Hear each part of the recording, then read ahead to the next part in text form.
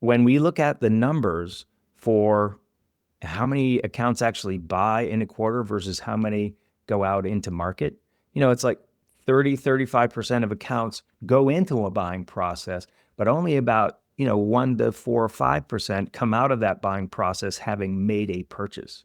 So you're losing the vast majority of companies that go into market in any given quarter. The vast majority of those are not going to end up buying anything, or they'll just stick with what they have, right? There's some great research from LinkedIn and Bain, I think, partnership, where they found that of the buying processes that end without buying something, 30 to 40% of those are because they just couldn't agree. They just couldn't come to consensus about what to do.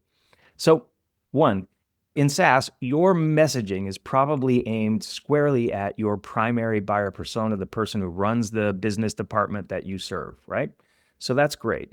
But if your messaging is, we are the latest technology, the most advanced, the greatest this, that appeals to that persona, the financial person who has to ratify it and who could be that chief no decision officer, the purchasing person, the IT people, they could all be that chief no decision officer.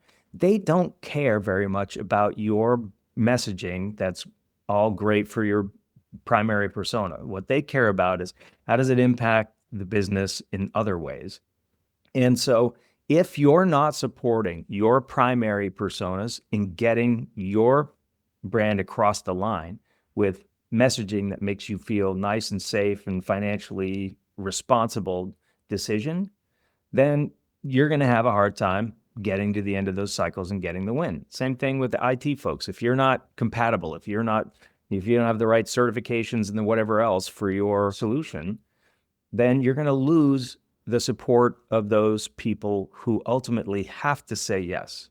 They have veto power. They're not going to put you into a sales cycle probably, but they have power to say no. And if you're not supporting your primary persona in making that argument internally, then you're going to lose more than you should. And I think we have to think about that whole buying process, that first 70% where they really pick a winner. It's just a long arm wrestling match over which vendor is going to get chosen. It's not a bunch of people educating themselves from scratch about your category and your solution. It's from day one, arm wrestling over which vendor is going to be chosen.